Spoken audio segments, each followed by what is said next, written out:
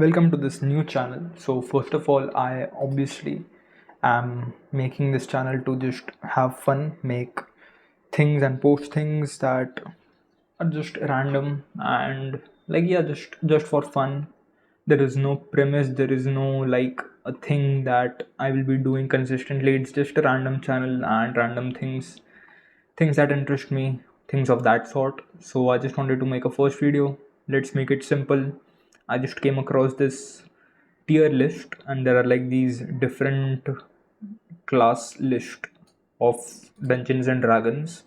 Now, I of course haven't played Dungeons and Dragons, nor have I like I don't know how the game works. I believe it's a board game, and I think there's a story in there, but I don't know how that works. However, I am working on a world building project. So in that world building, I've come across these names, I've come across this sort of things that are related to Dungeons and Dragons. And so I just came across this. I was like, yeah, let's just make this the first video. So again, if I talk about these classes that I'm seeing here, I cannot say that what do they basically mean. I mean, of course, many of them are self-explanatory. Like Bard is like kind of a musician. He sings and like some magic stuff happens. Other things are also quite simple to understand, but I do not know in what context they are used in DnD. So, or if there is like a special thing that they do, so I don't know if that is that. So I'll just be like ranking them as per my knowledge of what these do and what I will supposedly use them for in my world building project. So yes, that's it. Let's just start. So first, let's start off with Barbarian, which is a very simple and a very kind of simple thing that many of these projects have, many of these world building things have. So Barbarian, I can go on to a B tier because a barbarian is sometimes necessary when you're especially world building. There are like some barbarians you have. Also, the first time I got to know about barbarians is from, of course, Clash of Clans. It was very big when I was a kid. So I got to know from barbarians from there, and yeah, I think Barbarians just set into B tier perfectly.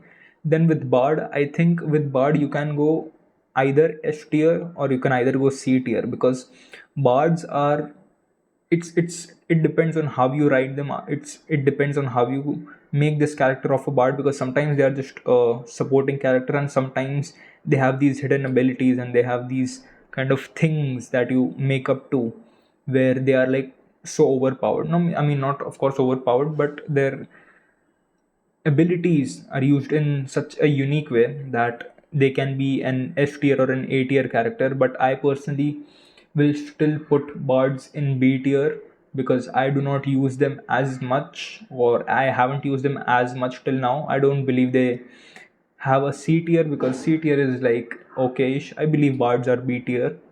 Then cleric. So cleric is basically a healer, a mediciner, a doctor you can say.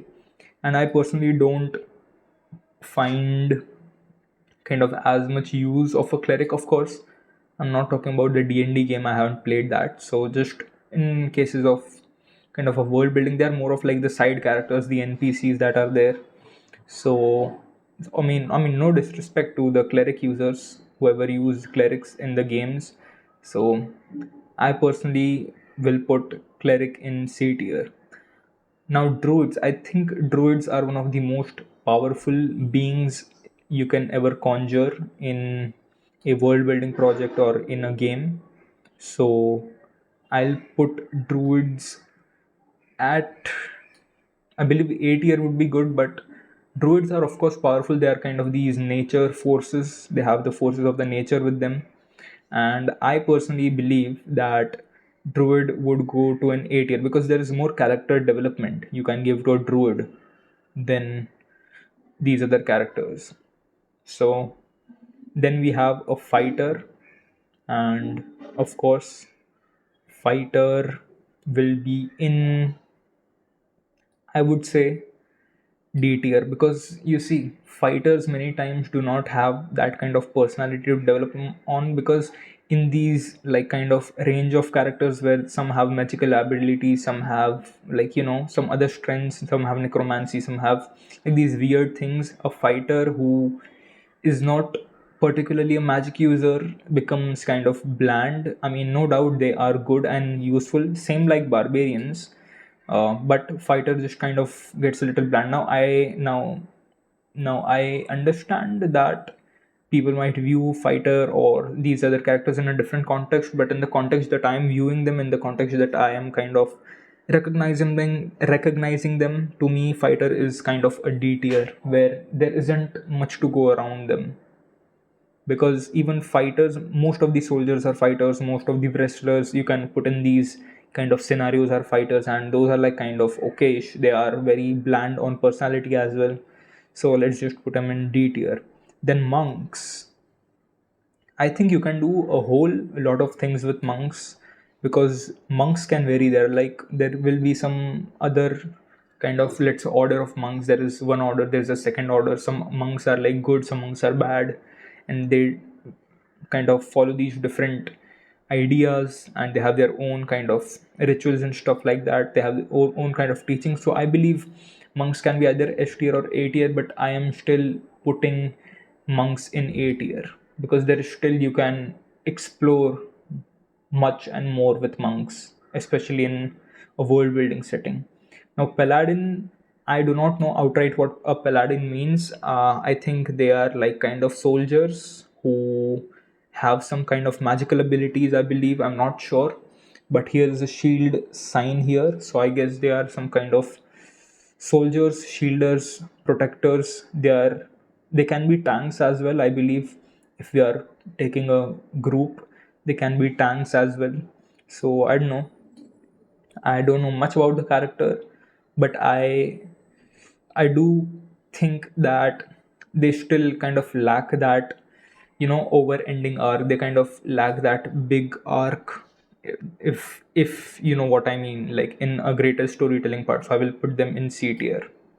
Then ranger, then comes ranger, which again I believe is an okayish kind of character class. Like, I mean, sure, I mean, of course, all these characters, it's up to you how you make them, how you construct them, what their backstory is, whatever they kind of mean, and what their arc is. But like, just going off of the character class, you see, in the end it depends on a personality, a character as a singular, and not their class. A class is a kind of a subtext in a character's kind of description.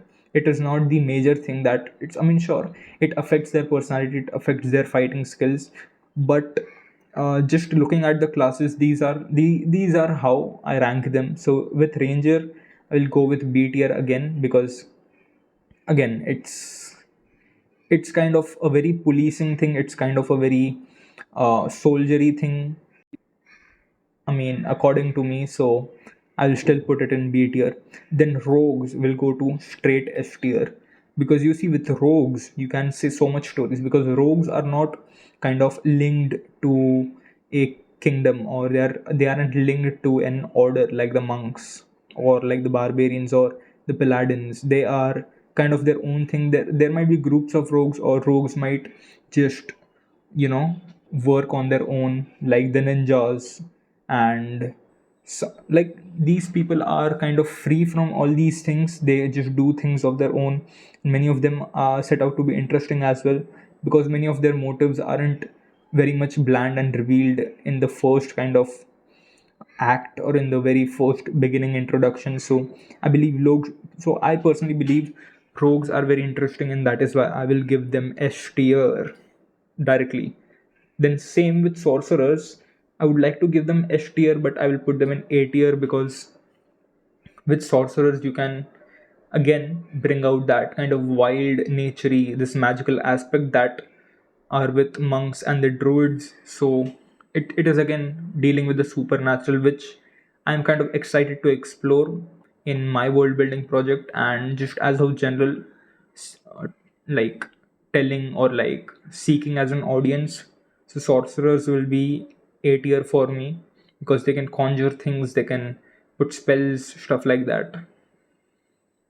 And with sorcerers and druid, you can also kind of go on with like a shaman or like a local priest, something like that. So that is why A tier.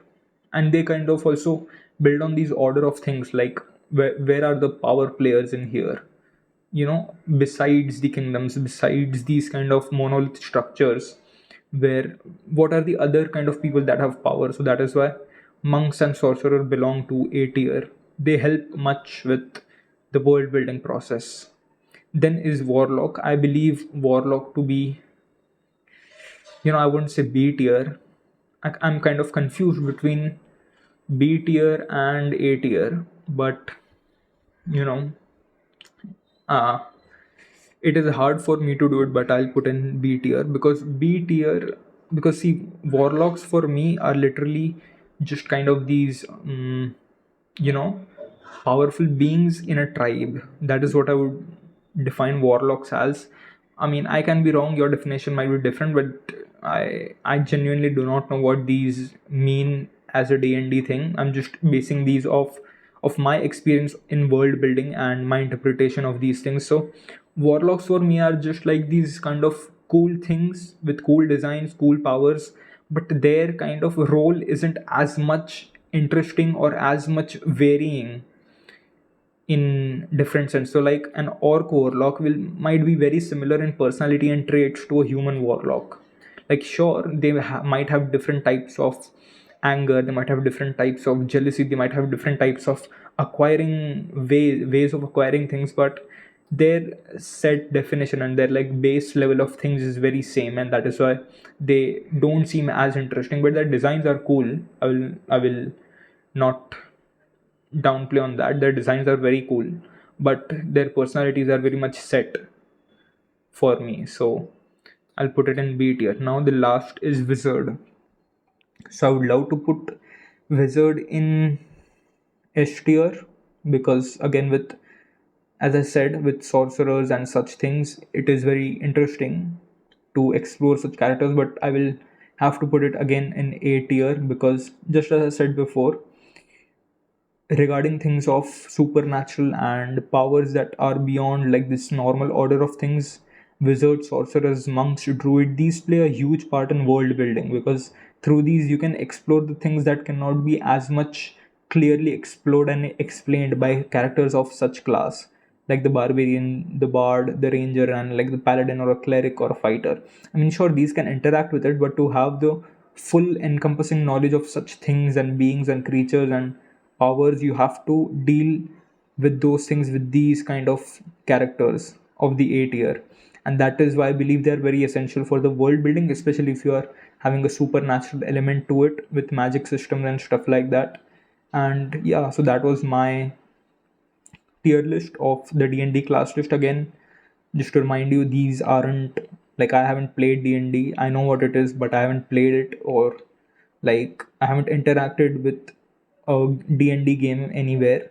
So yeah, that is it. And hope you like this one, and just comment if you would want me to make any other tier list, if you have any knowledge about D&D, and if you would want me to explore more about it. So comment down, and of course sub to the channel, like it, share with other people. And yes, that's it. I'll see you in the next.